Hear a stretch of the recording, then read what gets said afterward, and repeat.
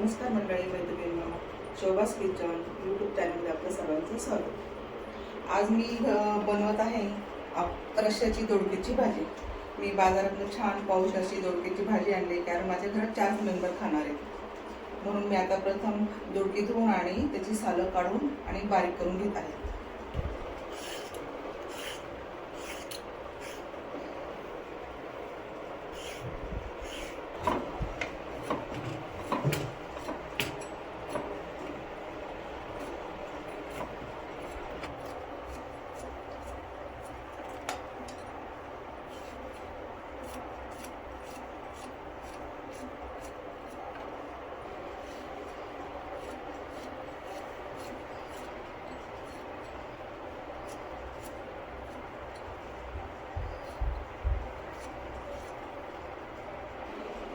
आता अशा पद्धतीने आपण हा दोडका बारीक कापून घेतलेला आहे।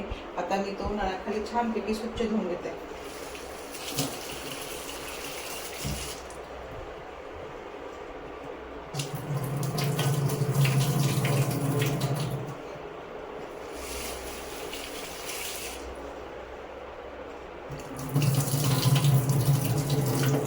बघा, हा दोडका आपला धुवून झालेला आहे आणि मी आता भाजीला फोडणी देण्यासाठी गॅस पेटवत आहे।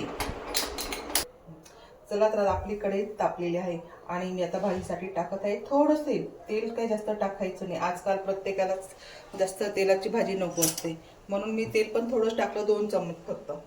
आणि आता मी त्याच्यामध्ये तेल तापलं की बघते, आधी थोडीशी मोहरी टाकून बघते। मोहरी तडतडली की समजायचं तेल तापलं, अजून तर तेल काही तापलेलं नाहीये। आता मी भाजीला फोडणी देऊन दोडका टाकला, त्यात लाल तिखट, हळद, हिंग, जिऱ्याची फोडणी दिली आणि सगळा दोडक्याची भाजी व्यवस्थितपणे हलवून घेत आहे। मी एक काय केलं याच्यामध्ये, मी फक्त फोडणीला लसूण नाही टाकला, कारण का लसूण फोडणीला टाकण्याऐवजी मी काय करते, मी शेंगदाणे आणि लसूण ग्राइंडरमध्ये एकत्र बारीक करून घेते। आता हे शेंगदाणे मी भाजलेले आहेत, परंतु त्याची सालं काढली नाही, कारण हे शेंगदाणे माझ्या घरचे आहेत, त्यामुळे मी घरचे शेंगदाणे असले की ते भाजते पण त्याची सालं काढत नाही। आता मी मिक्सरच्या भांड्यामध्ये लसूण आणि शेंगदाणे एकत्र ग्राइंडर करत आहे। आता ही भाजी तेल सोडायला लागली। आता मी काय करणार, मी डायरेक्ट त्याच्यात गार पाणी नाही टाकणार आहे। मी आता अगोदर भाजीवर हे झाकण ठेवणार आणि झाकण ठेवल्यानंतर मी त्याच्यावरती 1 ग्लास पाणी टाकणार। त्यामुळे काय होतं, भाजीला जसं वाफ येईल तसतशी पाण्याला पण वाफ येते आणि भाजी कमी तेलामध्ये आणि वाफेवर पटकन शिजली जाते। आणि हे 5 मिनिटं असंच राहू देणार आणि 5 मिनिटांनंतर मी त्यातलं पाणी कढईत टाकणार।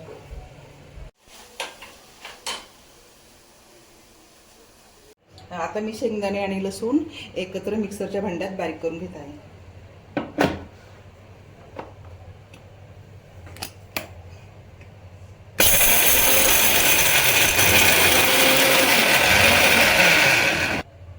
हे बारीक झाल्यानंतर त्याच्या मी मध्ये 1 कप पाणी टाकत आहे।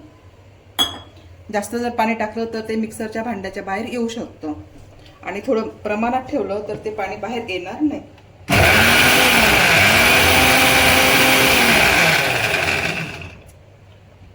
अशा पद्धतीने मी लसणाचं आणि शेंगदाण्याचं वाटण तयार केलं। आता कढईवरचं पण पाणी तापलंय, त्याला चांगली वाफ आलेली आहे। बघा कसं भाजीला तेल पण सुटतं आणि भाजी लवकर शिजते अशा पद्धतीने बनवली तर। आता मी याच्यात टाकत आहे ताटातलं गरम पाणी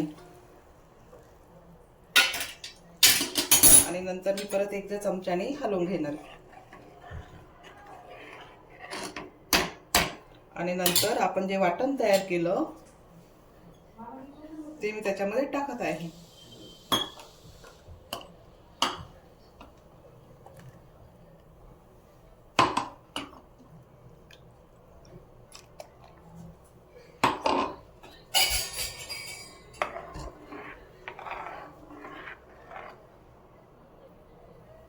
आता ही भाजी आपण थोडा उकळू देणार। उकळी काही आलेली नाही, भाजीला वाटण घातलेलं आहे। आता एकदा उकळी आली, थोडी पाहिजे तर मोठ्या गॅसवर उकळी काढून घ्यायची आणि उकळी यायला लागली की नंतर गॅस कमी करायचा। त्यामुळे काय होतं, भाजीला तेल पण छान सुटतं। कमी तेल टाकूनही भाजीला असं वाटतं आपण खूप तेल टाकलेलं आहे। हे बघा, आता भाजीला उकळी पण छान झाली आहे आणि आपली भाजी आता तयार झालेली आहे। आता मी एका डिशमध्ये सर्व करत आहे। बघा,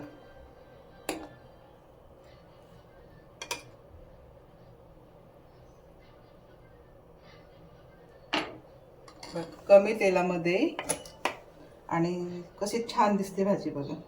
आता चवीला कशी झाली हे आपण बघूया. भाजी आपली तयार झाली. अशी साधी आणि सोपी भाजी तुम्ही पण करून बघा आणि आवडली असेल तर कशी झाली मला कमेंट्समध्ये कळवा. धन्यवाद.